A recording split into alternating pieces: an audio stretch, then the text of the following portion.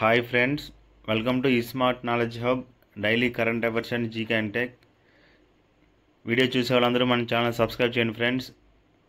వీడియోని లైక్ చేయండి, మీ ఫ్రెండ్స్ అండ్ ఫ్యామిలీకి షేర్ చేయండి, మన ఛానల్ సపోర్ట్ చేయండి ఫ్రెండ్స్. ఈరోజు తేదీ 5 డిసెంబర్ 2024. ఈరోజున్న ప్రధాన కరెంట్ అఫైర్స్ అండ్ జీకే చూద్దాం ఫ్రెండ్స్. రతపాని వన్యప్రాణుల అభయారణ్యం మధ్యప్రదేశ్ రాష్ట్రంలో 8వ టైగర్ రిజర్వ్గా గుర్తించబడింది.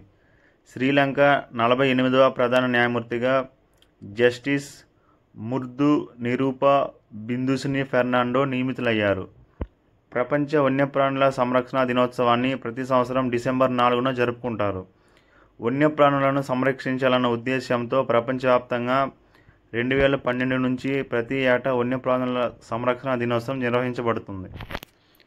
నవంబర్ 8, 2012న జరిగిన వన్యప్రాణుల అక్రమ రవాణా మరియు సంరక్షణ కార్యక్రమంలో భాగంగా ప్రపంచ వన్యప్రాణి సంరక్షణ దినోత్సవం ప్రారంభమైంది. అప్పటి US secretary of state Hillary Clinton ఆలోచనల మేరకు ఈ దినోత్సవం ప్రారంభించారు.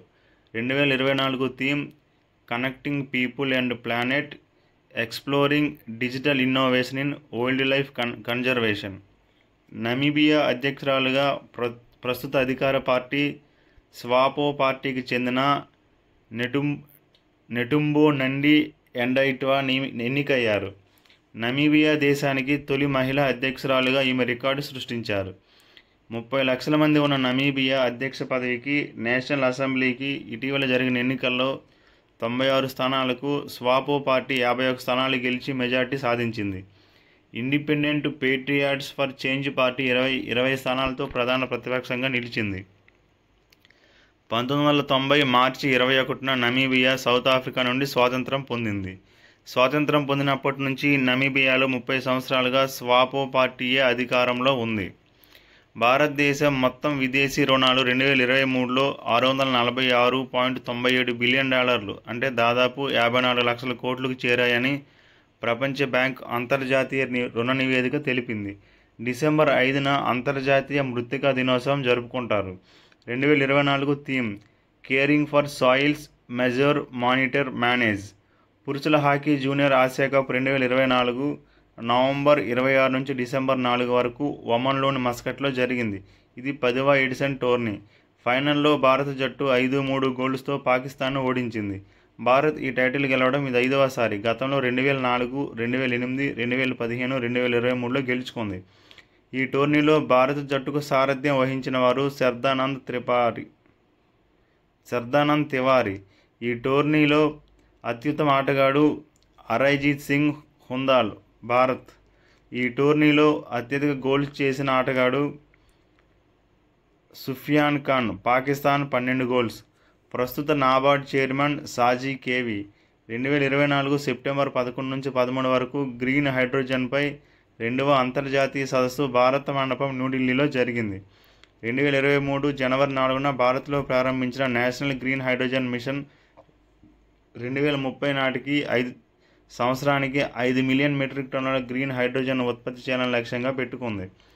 ఈ మిషన్ 2023-24 నుంచి 2029-30 వరకు కొనసాగుతుంది. ఈ మిషన్ మొత్తం వ్యయం 19,744 కోట్లు.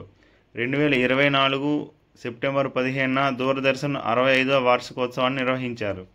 దూరదర్శన్ తన ప్రసారాలను 15 సెప్టెంబర్ 1959న ప్రారంభించింది.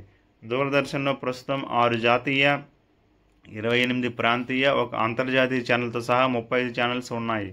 2024 సెప్టెంబర్లో బ్రిక్స్ లిటరేచర్ ఫోరం 2024ను రష్యాలోని కజాన్ నగరంలో నిర్వహించారు.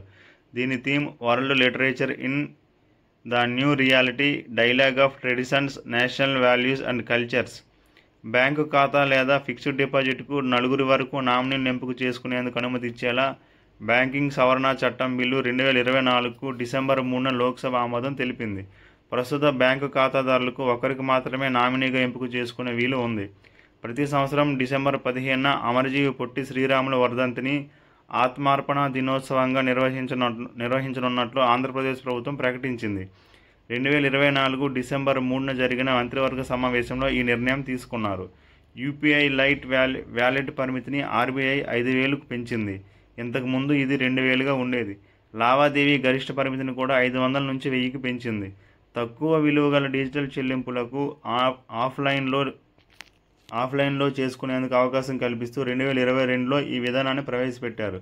యూపీఐ లైట్ లావాదేవీలకు అదనపు ధృవీకరణ అవసరం ఉండదు. రైల్వే శాఖ దేశంలో కార్గో రవాణా సౌకర్యాలను మెరుగుపరచడానికి తీసుకొచ్చిన గతిశక్తి మల్టీ మోడల్ కార్గో టెర్మినల్ విభాగంలో ఆంధ్రప్రదేశ్లో 23 ప్రాంతాలు ఉన్నాయని కేంద్ర రైల్వే శాఖ మంత్రి అశ్విని వైష్ణవ్ ప్రకటించారు. దేశంలో 15 వరద వాతావరణ కేంద్రాలు ఉన్నాయని, కొత్త కేంద్రాన్ని సిమ్లాలో ఏర్పాటు చేస్తున్నట్లు కేంద్రం ప్రకటించింది. వధవన్ గ్రీన్ఫీల్డ్ పోర్టు మహారాష్ట్రలో కలదు. WTO డైరెక్టర్ జనరల్గా నోజీ ఒకోంజో తిరిగి నియమితులయ్యారు. రాష్ట్ర వ్యాప్తంగా రైతులకు డిజిటల్ సేవలు అందించే లక్ష్యంతో ఆశ్రయ రైతు సేవా కేంద్రాలను ప్రవేశపెట్టిన రాష్ట్రం కేరళ. Thank you friends. వీడియోని లైక్ చేయండి, ఛానల్ సబ్స్క్రైబ్ చేయండి.